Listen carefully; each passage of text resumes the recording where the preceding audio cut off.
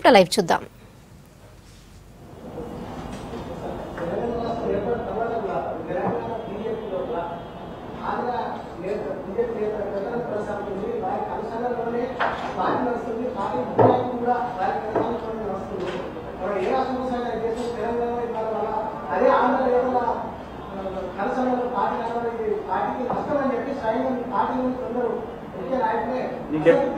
నీకు చెప్పినా నేను తెలంగాణలో పుట్టి పెరిగిన, నేను తెలంగాణ పార్టీ అధ్యక్షుడిని, నేను తెలంగాణ వాదిని, బట్ మొత్తం వరకు నేను భారతీయుని. అది అవర్స్ ద నేషనల్ పార్టీ. నేను ఇవాళ ఈ పార్టీ ఇక్కడ అధికారంలో ఉన్న మోదీ ఏమాత్రం కూడా ఇక్కడ ఈ రాష్ట్ర అభివృద్ధి కోసం విస్మరించడం లేదు కదా. అది చాలా కేటగిరీగా చెప్పారు. టీమ్ ఇండియా అంటే prime minister plus all state CM irrespective of party which ever is in power. ఎన్నికల సందర్భంలో పార్టీలు గెలిచి వచ్చిన తర్వాత నేను ప్రధానమంత్రిగా మా ప్రభుత్వం అన్ని రాష్ట్రాలకు అన్ని వర్గాలకు దాన్నే సబ్కా సాత్ సబ్కా వికాస్ బాధ్యత నాది కాబట్టి నేను చేస్తున్నాను చేస్తున్నాం మేడం. మేము అందుకనే ఇవాళ తెలంగాణ సాధించుకున్నాం, స్వయం పాలన, స్వరాష్ట్రం అన్నాం, ఆత్మగౌరవం. ఈ రెండు లోపుతున్నాయి కానీ దానికి వ్యతిరేకంగా పోరాడతాం. ఇంతకు నేను చెప్పినగా ప్రధానంగా ఇవాళ ప్రజాస్వామ్యం అనేది లోపిస్తాం రాష్ట్రం. ప్రజాస్వామ్యం కోసం, సామాజిక న్యాయం కోసం మేము కట్టుబడి ఉన్నాం, దాన్ని సాధిస్తాం. అది బీజేపీ వల్లనే అది సాధ్యమవుతుందని చెప్పి కూడా నేను ఖరాఖండిగా చెప్పుకుంటున్నాను.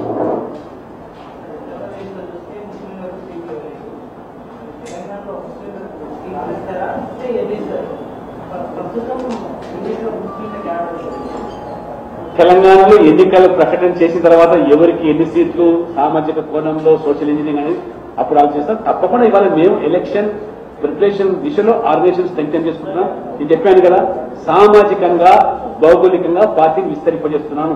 ఈ పార్టీ పేదల పార్టీ, పేద వర్గాల కోసం పనిచేసే పార్టీ.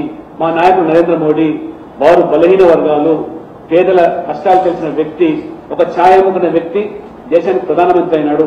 ఆ వర్గాల కష్టాలు తెలుసు కాబట్టి వాళ్ళ కోసం ప్రత్యేకిస్తున్న వ్యక్తిగా మేము అన్ని వర్గాల పార్టీగా రూపాంతరం చెప్తున్నాం. కాబట్టి మేము ఖచ్చితంగా తప్పకుండా తెలంగాణ రాష్ట్రంలో గెలిచేదానికి, గెలిచే వాళ్లకు టికెట్ ఇచ్చి గెలిచడానికి ముందుకు.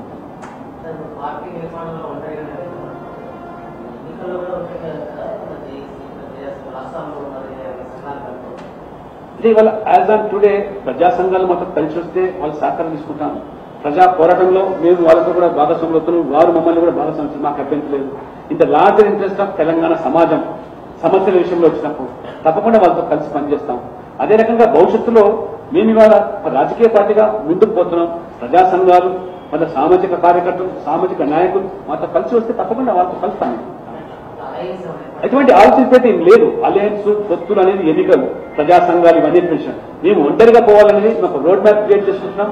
2019 119కి ఇప్పుడు యాజ్ ఆన్ టుడే ఉన్న సీట్లకు మేము తయారవుతున్నాం. 150 కూడా 150 తయారవుతాం. తర్వాత ఏ విధంగా ఎన్నికల్లో మేము పోటీ చేయాలని అప్పుడు తెలుస్తాం.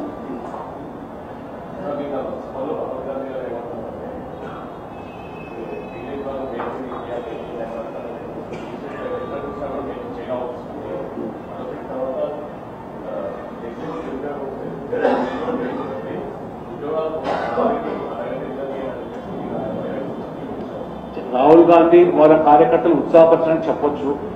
10 సంవత్సరాలు వాళ్ళ పాలన చూసిన తర్వాత ప్రజలు వారు మాట్లాడే మాటల పట్ల విశ్వసనీయత ప్రజల్లో లోపిస్తాను.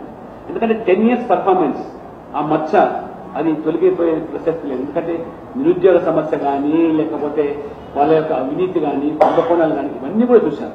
ఇవాళ మేక్ ఇన్ ఇండియాలో భాగంగా మీరు చూస్తున్నారు. FDI ఏ రకంగా ఇన్వెస్ట్మెంట్ చూస్తున్నాయి, ఏ రకంగా ఇవాళ ప్రైవేట్ రంగాల్లో ఇవాళ ఉద్యోగ అవకాశం కల్పిస్తుంది. స్టార్టప్ ఇండియా, స్టాండప్ ఇండియా చాలా స్పష్టంగా ప్రధానమంత్రి మోడీ గారు చెప్పారు. I doesn't want to see any Dalit youth, వాళ్ళు చదువుకున్నటువంటి దళిత్ యూత్ ఎంతసేపు ఉద్యోగాల కోసం వెంపలాడేటువంటి యువత కాకూడదు. దళితులను కూడా యువ పారిశ్రామికవేత్తలుగా తయారు చేయాలని చెప్పి ఇవాళ దేశవ్యాప్తంగా ఉన్నటువంటి 125,000 బ్యాంకు బ్రాంచీల్లో విధిగా 2 దళిత యువకులకు, మహిళలకు ఈ పారిశ్రామికవేత్తలుగా తీర్చిదిద్దడానికి 10 లక్షల నుంచి ₹1 కోటి రుణాలు ఇచ్చి పారిశ్రామికవేత్తలుగా తయారు చేయాలంటే కొన్ని వేల మంది వాళ్ళ దళితులు పరిశ్రమలు స్థాపించారు. ఆ దిశలో పోతున్నాం. But it's a continuous process. అంటే ప్రభుత్వ రంగంలోనే, ప్రభుత్వ సంస్థలే కాదు, ఈ యొక్క ఉపాధి అవకాశాలను మెరుగుపరచడానికి skill India, make in India ఇవన్నీ కూడా ఏ రకంగా ఇవాళ ప్రజలు ప్రభావితం చేస్తుంది, యూత్ ప్రభావితం చేస్తున్నాం మనం గమనిస్తున్నాం. ఖచ్చితంగా దాని ఫలితాలు రాబోతుగా అనుభవిస్తాం. సార్ ఇప్పుడు మీరు 6 నెలల ముందు అభ్యర్థులను ప్రకటిస్తాం ఓటీ సీఎం అభ్యర్థిని ఎన్ని నెలల ముందు ప్రకటిస్తుంది ఎవరే? సీఎం అభ్యర్థి ప్రకటించాలా లేదా అనేది అది జాతీయ పార్టీ డిసైడ్ చేస్తుంది.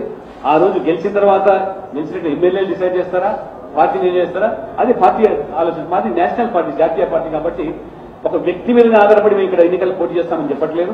ప్రజలందరినీ కూడా కట్టుకొని మేము గెలుస్తామని చెప్పి భావిస్తున్నాం. సరే, కేసీఆర్ ఎంత ధీటైన నాయకుడు, ఎంత పరిపాలన మనం 3 సంవత్సరాలు చూస్తున్నాం. మాటలు ఘాటుగా ఉండొచ్చు, ధీటుగా ఉండొచ్చు, కానీ పనితీరు గడపలు దాటలేదు కదా. వారి మాటలు కోటలు దాటుతున్నాయి, చేతులు మాత్రం గడప దాటలేదు. నేను చూస్తున్న సోమాజీ కూడా ప్రెస్ క్లబ్ వారు కూడా వారి చేతులు రాలేదు కదా, మాటలు మాత్రం దాటిపోయినాయి. అలా ఈర్ష్య ఎంత అయిపోయాడు. వరంగల్లో నేను ఉన్నాను, వరంగల్ జర్నలిస్ట్ చూసి అరే హైదరాబాద్ నుండి జర్నలిస్ట్ ఉండాలా, బ్రహ్మాండమైనటువంటి ఏసీలు హాల్లు వాళ్ళకు ఈ యొక్క మనకు కూడా ఎందుకు ఉండకూడదని బ్రహ్మాండంగా మీకు కూడా ఒక ఎకరం నిర్మిస్తాను. అక్కడ లేదు, ఇక్కడ లేదు. మాటలకు చూడాలకు ఏం తేడా లేదు.